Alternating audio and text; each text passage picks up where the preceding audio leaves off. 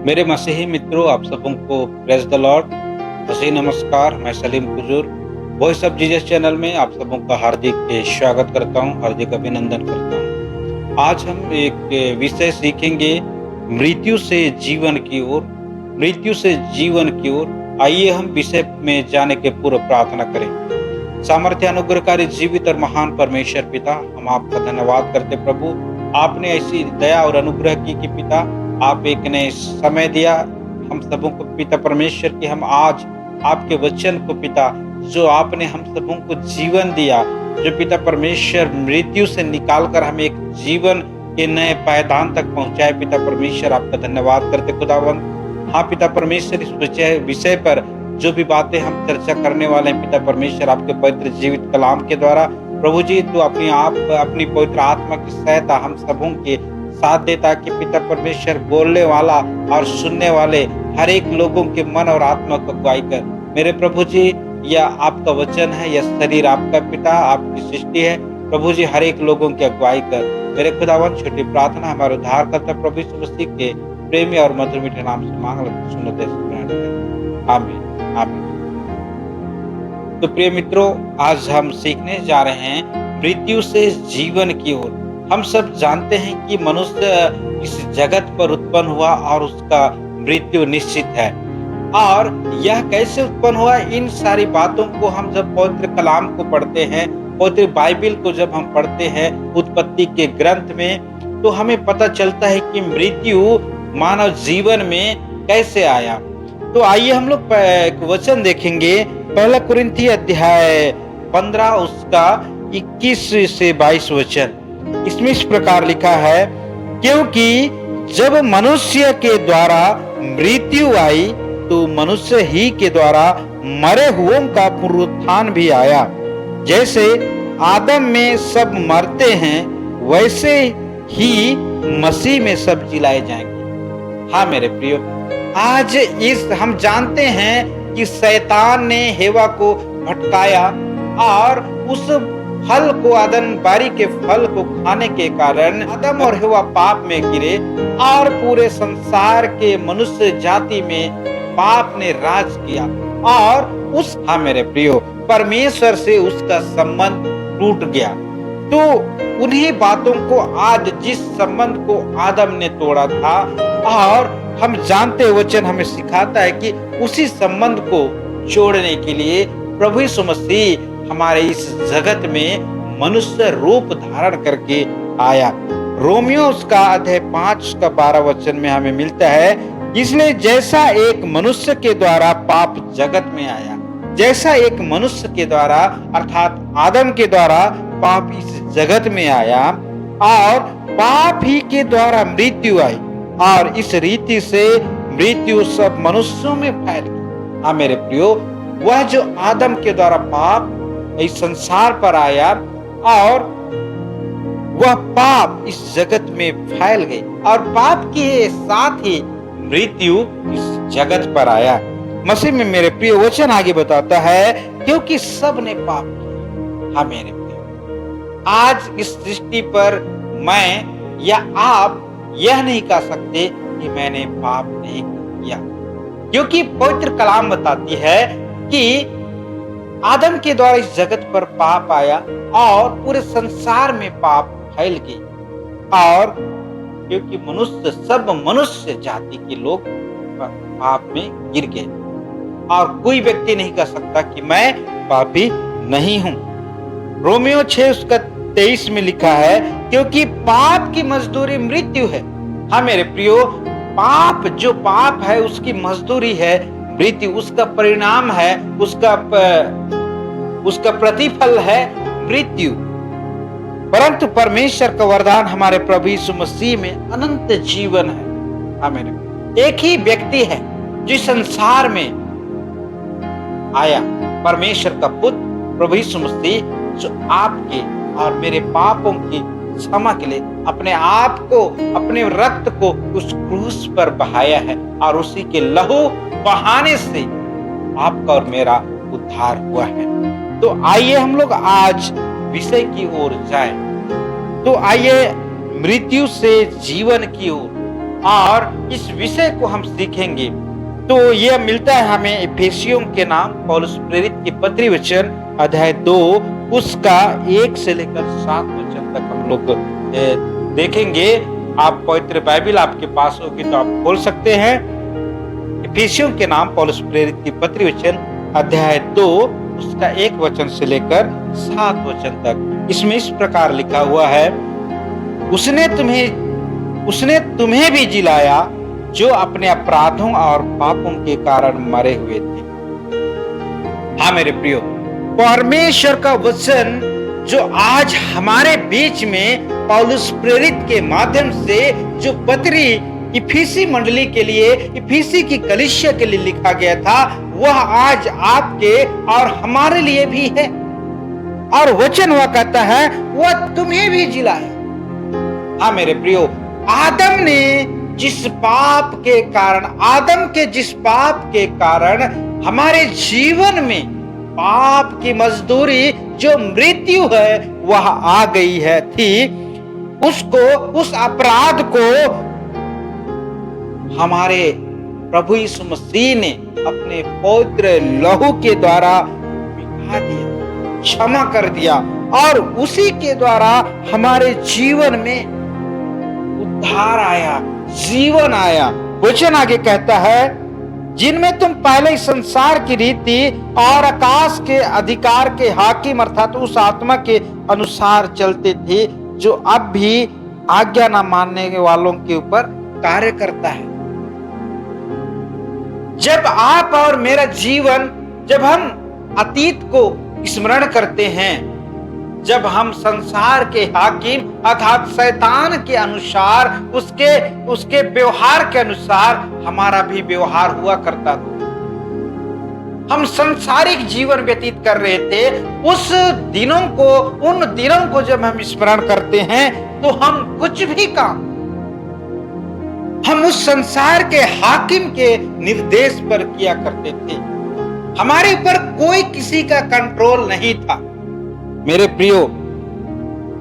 और आज भी लोग जो परमेश्वर के वचन को नहीं मानते हैं, जो परमेश्वर की आज्ञा पर नहीं चलते हैं, ये लोग आज भी वो शैतान के निर्देश के अनुसार, शैतान जैसे उनको चलाता है वैसा ही वो व्यवहार करते हैं। वचन 3 में हमें मिलता है, इनमें हम भी सब के सब पहले अपने शरीर की लालसा में दिन बिताते थे और शरीर और मन की इच्छाएं पूरी करते थे और अन्य लोगों के समान स्वभाव से ही क्रोध की संतान बने थे।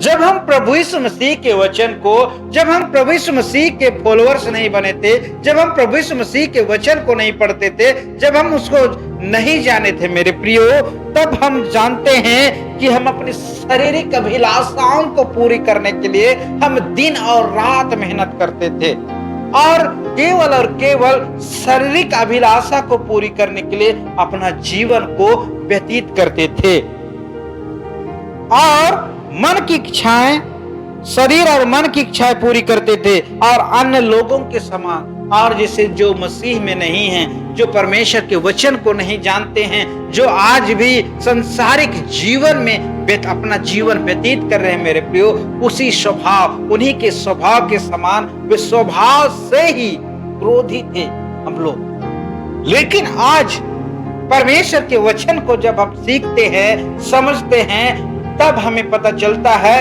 कि हम जब ये क्रोधी स्वभाव परमेश्वर के वचन के मुताबिक गलत है, परमेश्वर के आज्ञा के मुताबिक गलत है, और इसलिए हम उन सारे संसारिक अभिलाषाओं को, मन की इच्छाओं को हम दरकिनार रख के हम कोशिश करते हैं कि परमेश्वर की इच्छा और वचन के अनुसार, उनकी आज्ञाओं के अनुसार हम अपना जीवन को व्यतीत करें।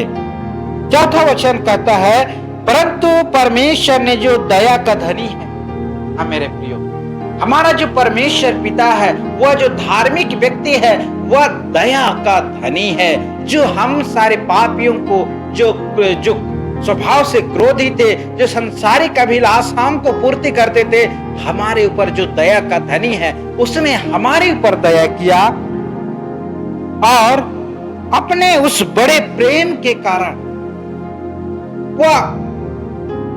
वह इटर्नल लव, जिसको अनंत प्रेम कहते हैं मेरे प्रियो, उस अनंत प्रेम के कारण हमसे उसने प्रेम किया। उसने हमसे प्रेम किया, ना कि हमने उसे प्रेम किया। मेरे प्रियो, उसने हमसे प्रेम किया और हमको चुना ताकि हम उसकी बेटे बेटियां, उसकी संतान हो सके, उसके आज्ञा का पालन करने वाला, उसके संगति में जीने वाला, उसके आशीष को प्राप्त करने वाला, उसके उद्धार को प्राप्त करने वाला, क्योंकि उसने हमसे प्रेम किया, क्योंकि वह दया का धनी है।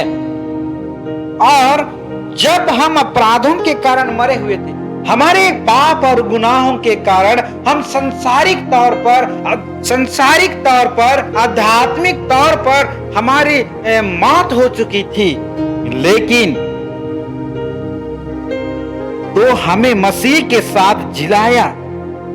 तो उसने जो हमारा उद्धार करता प्रभु यीशु मसीह इस संसार पर मृत्यु के बंधन को तोड़कर उसने तीसरे दिन वह जी उठा। उसी के जी उठने के द्वारा मेरे प्रियो, आज भी हम उस पायदान पर पहुंच गए कि एक दिन हमें भी वह अनंत जीवन का स्वाद चखने को मिलेगा। वचन में लिखता है, अनुग्रह ही से तुम्हारा उद्धार हुआ है।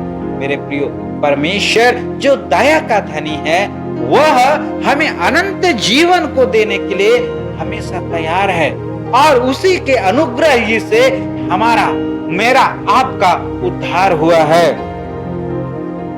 और मसीह यीशु में उसके साथ उठाया और स्वर्ग स्थानों में उसके साथ बैठाया।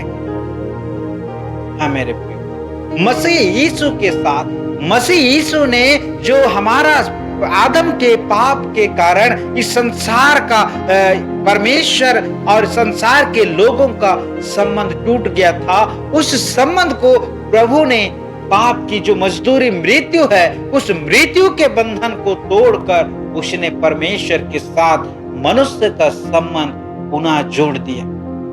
हाँ मेरे प्रिय, लेकिन क्या आज वह संबंध को, आज उस प्रेम को जो दया का धनी है, हमारे पाप और गुनाहों को क्षमा करने के लिए वह हमेशा तत्पर रहता है, क्या आज हम अपने गुनाहों को उसके समक्ष आकर क्या हम स्वीकार करते हैं, एक्सेप्ट करते हैं? मेरे